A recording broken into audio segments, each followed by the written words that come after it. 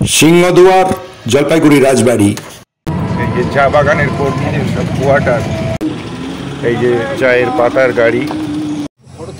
না, ওখানকার ফটো তুলছি না। দুধ চা, পিওর দুধের চা। এটা কি গরুর দুধের করেন না মোষের? দেবী চৌধুরানী মায়ের মন্দির থেকে বেরিয়ে আসলাম। এবার আমরা যাব সোজা রাজবাড়ি। এবার চলেছি রাজবাড়ির পথে। সঙ্গে থাকুন, দেখতে থাকুন। এই মোড়ে বিনয় বাদল দীনেশের মূর্তি। এখান থেকে ডান দিকে টার্ন নিয়ে সোজা চললাম রাজবাড়ির পথে। আমি ঠিক 4:30 হোটেল থেকে বেরিয়ে টোটো নিয়ে মেডিকেল কলেজ, ইঞ্জিনিয়ারিং কলেজ, দেবী চৌধুরানী মন্দির দেখার পর এখন এসে হাজির হয়েছি জলপাইগুড়ি রাজবাড়ির ঠিক সিংহদুয়ারের সামনে। এই যে সেই সিংহদুয়ার। এবার নেমে ভিডিওটা নিচ্ছি। সিংহদুয়ার, জলপাইগুড়ি রাজবাড়ির সিংহদুয়ার। সিংহদুয়ারের সামনেই দাঁড়িয়ে রয়েছি। রাজবাড়ি ঢুকতেই তার সামনে বিশাল জলাশয়।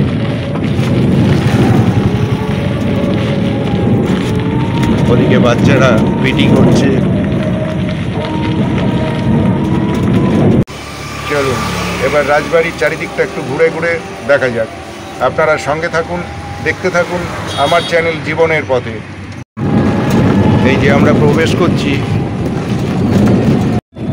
রাজবাড়ির গেট। পুরনো যে রাজবাড়ি, জলপাইগুড়ি রাজবাড়ি, সেই রাজবাড়ির মধ্যে আমরা এখন প্রবেশ করছি। সঙ্গে থাকুন, সম্পূর্ণ ভিডিওটা দেখতে থাকুন। আপনাদের ঘুরে ঘুরে সব কিছুই দেখাচ্ছি। চলে এসছি জলপাইগুড়ি পুরনো রাজবাড়ি প্রাঙ্গণে। জলপাইগুড়ির বেশ কিছু ঐতিহাসিক স্মৃতিস্তম্ভের মধ্যে অন্যতম একটি জলপাইগুড়ির এই রাজবাড়ি, যা শহরের ঐতিহাসিক ও সাংস্কৃতিক ঐতিহ্য বয়ে নিয়ে চলেছে। জলপাইগুড়ি শহরে ভ্রমণকারী পর্যটকদের জন্য জলপাইগুড়ি রাজবাড়ি অন্যতম জনপ্রিয় স্থান। তাই দর্শক বন্ধুদের অনুরোধ করব, যে যেখান থেকে এই ভিডিওটি দেখছেন, আপনারা জলপাইগুড়ি আসলে অবশ্যই একবার জলপাইগুড়ি রাজবাড়ি পরিদর্শন করবেন। এবার আমরা কোথায় ঢুকবো? এবার রাজবাড়ির পুকুর, শিব মন্দির। এই রাজবাড়িরও একটা ইতিহাস আছে, বলবো সে কথা, আপনারা সঙ্গে থাকুন। এবার চলে এসেছি রাজবাড়ির ঠিক উল্টো দিকেই শিব মন্দির। এই মন্দির চত্বরের ভেতরেই রয়েছে একটি বিশাল জলাশয়। সেই জলাশয়ের ওখানে যাব, আপনাদের দেখাবো, সম্পূর্ণটাই দেখাবো। আপনারা সঙ্গে থাকুন, দেখতে থাকুন চ্যানেল জীবনের পথে। এই যে বোর্ডটি দেখা যাচ্ছে, এখানে কি লেখা আছে দেখি। 2017 সালে 28শে মার্চ শিলিগুড়ি জলপাইগুড়ি উন্নয়ন কর্তৃপক্ষের উদ্যোগে জলপাইগুড়ি রাজবাড়ির দিঘির সৌন্দর্যায়ন প্রকল্পের শুভ উদ্বোধন করেন পশ্চিমবঙ্গের মাননীয় মুখ্যমন্ত্রী শ্রীমতী মমতা বন্দ্যোপাধ্যায়। এবার ফিরে আসি জলপাইগুড়ি রাজবাড়ির ইতিহাসে। আমার এই ভিডিওর মাধ্যমে দর্শক বন্ধুদের সামনে জলপাইগুড়ি রাজবাড়ির ইতিহাস সংক্ষিপ্ত আকারে তুলে ধরার চেষ্টা করছি। এই হচ্ছে জলপাইগুড়ি রাজবাড়ির শিব মন্দির চত্বর। জলপাইগুড়ি রাজবাড়ি একসময় ছিল বৈকুণ্ঠপুর এস্টেটের স্থানীয় শাসক রায়কতদের বাসস্থান। মন্দিরের সামনে সেই যে বিশাল বড় জলাশয়। রাজকীয় রায়কতরা ছিলেন বৈকুণ্ঠপুর এস্টেটের আধা স্বাধীন স্থানীয় শাসক, যারা 1523 সাল থেকে 1711 পর্যন্ত দীর্ঘ সময় রাজত্ব করেছিলেন। 1522 সালে রায়কত পরিবারের শিম্বু সিং ভুটানের রাজা এবং গৌড়কে পরাজিত করে স্থানীয় শাসন শুরু করেন। রায়কতরা ছিল আধা স্বাধীন। কেন বলছি তা এবার বলছি। ওই সময় রায়কতরা প্রকৃতপক্ষে বাংলার মুঘল শাসকদের উপর নির্ভরশীল থেকে আধা স্বায়ত্তশাসন বজায় রেখেছিল। ওই সময় রায়কতদের রাজধানী ছিল শিলিগুড়ি। বর্তমান রাজবাড়ি যেখানে অবস্থিত, সেই সময় এই অঞ্চলটি কার্যত ছিল দুর্গম, ঘন বন জঙ্গলে ঢাকা। রাজবাড়ির ইতিহাস এখনও শেষ হয়নি। চলুন শেষ করার আগে এই রাজবাড়ির যে রাজোদ্যান সেটা একবার দেখে নেওয়া যাক। 10 টাকা টিকিট করে ঢুকে পড়লাম রাজোদ্যানের মধ্যে। আপনারা সঙ্গে থাকুন। পার্কটি বেশ বড়, আর আমার হাতে সময় খুব স্বল্প, তাই হেঁটে হেঁটে পুরো পার্কটি আপনাদের দেখাতে পারছি না, তার কিছুটা অংশ আমি কভার করছি। পার্কের মধ্যে যে ফুটপাত। চলুন আবার ফিরে আসি জলপাইগুড়ি রাজবাড়ির ইতিহাসে। 1720 সালের দিকে রায়কত শাসক জয়ন্তদেব রায়কত বর্তমান জলপাইগুড়ির স্থানে রাজধানী স্থানান্তরিত করেন। পরে রায়কতরা জমিদার হয়ে উঠলে প্রবল প্রতাপশালী ব্রিটিশরা তাদের কাছ থেকে বৈকুণ্ঠপুর দাবি করে এবং রায়কতদের উপর নিয়ন্ত্রণ বৃদ্ধি করে। ওই অঞ্চলের চা বাগানের নিয়ন্ত্রণ নেয় ব্রিটিশরা। দিন দিন তাদের শোষণ বৃদ্ধি করতে থাকে। স্বাধীনতার পর অবশ্য পশ্চিমবঙ্গ সরকার বেশিরভাগ সম্পত্তি অধিগ্রহণ করে পুনরুদ্ধার করে। হোটেলে ফিরে আবার ফিরবো 8:30টায় হামসাফরে, যার ফলে আমার হাতে সময় বড় সীমিত। তাই এখান থেকেই, এই পার্কের এখান থেকেই আমি ফিরে যাচ্ছি। এবার চলুন টি গার্ডেন। রাজবাড়ির ইতিহাস ও রাজবাড়ি আপনাদের কেমন লাগলো তা অবশ্যই কমেন্টস বক্সে কমেন্ট করে জানাবেন। এই উদ্যানের স্মৃতি বজায় রাখার জন্য একটা ভিডিও ক্যাপচার করা, এই আর কি। এখন 5:30 বাজে।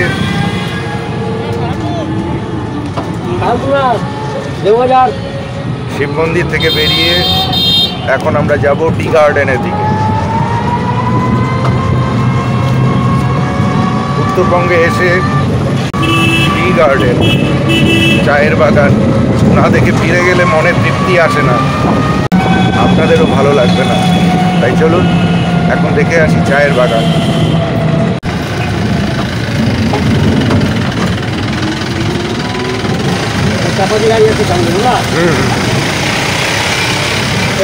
আমরা এখন চা বাগানে ঢুকছি। টি গার্ডেন, ওই যে চায়ের গাড়ি সামনে দিয়ে চলে গেল। এই টি গার্ডেনেরও একটা ইতিহাস আছে, সেই ইতিহাসটাও আপনাদের সঙ্গে শেয়ার করব। আপনারা শেষ পর্যন্ত ভিডিওটি দেখতে থাকুন। চা বাগানে গিয়ে আপনাদের দেখাই ভিডিওটা, সঙ্গে থাকুন। চলুন, টোটো করে চলেছি চা বাগানের দিকে।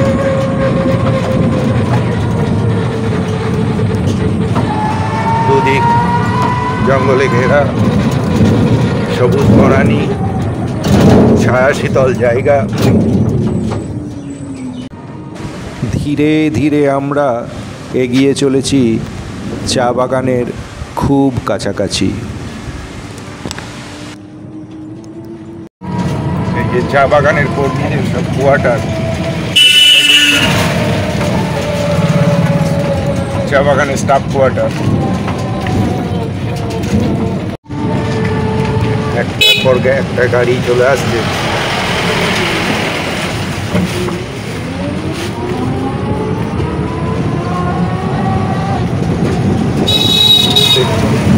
দেখছেন আপনারা, সরু রাস্তা বেয়ে চলেছি আমরা টি গার্ডেনের দিকে।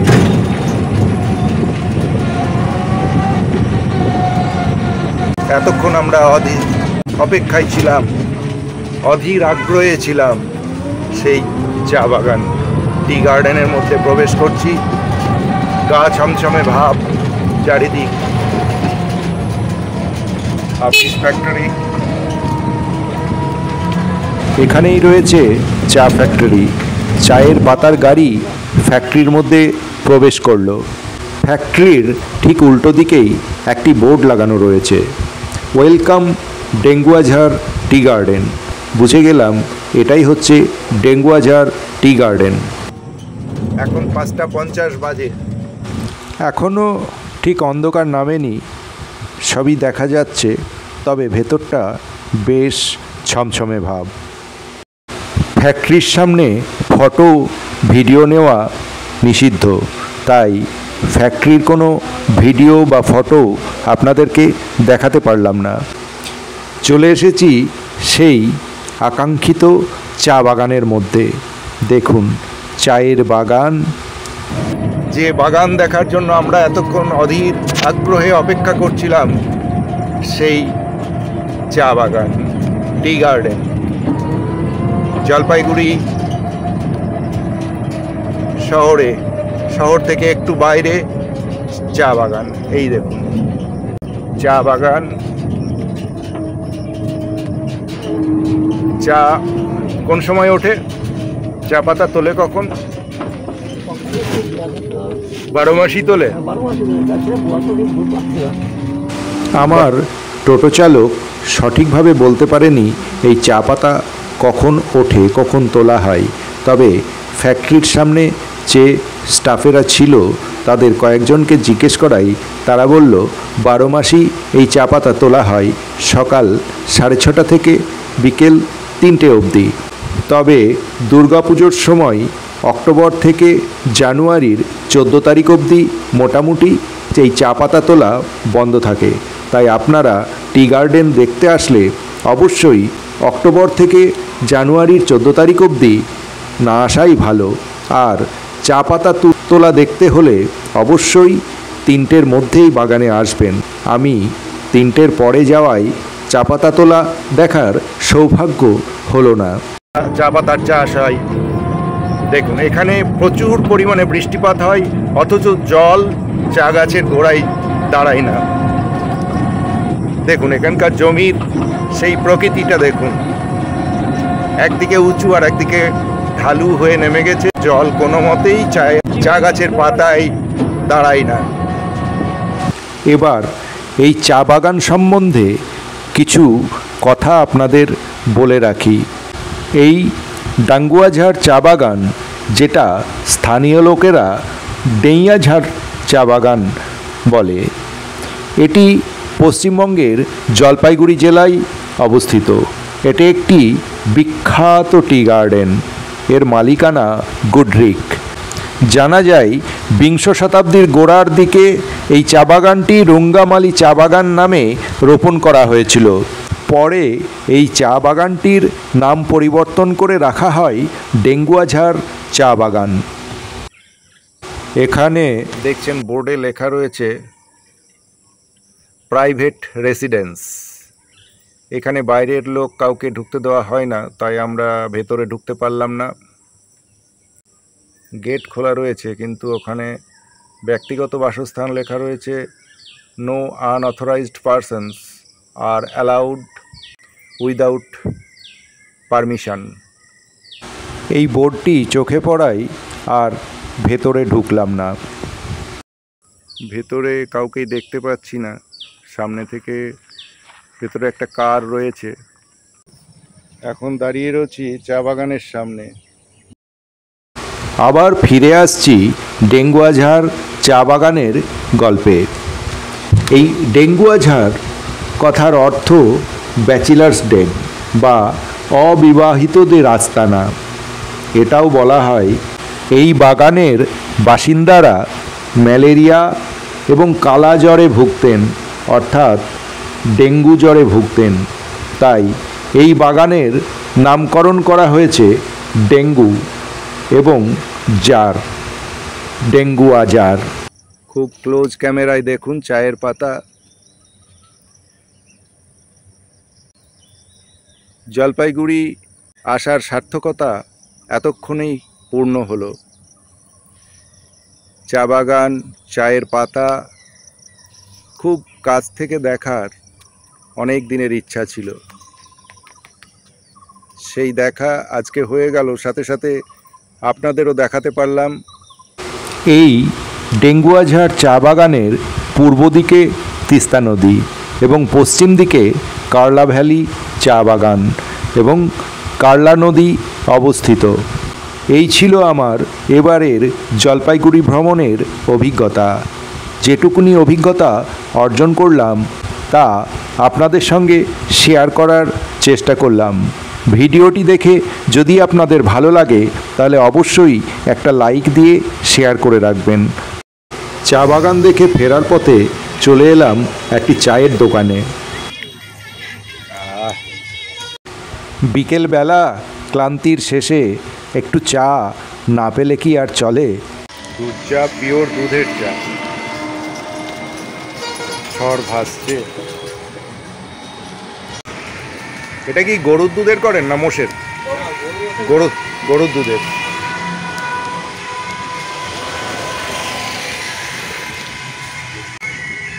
না আপনার কি নিজের গরু আছে না মানে ওই যারা দুধ বিক্রি করতে আসে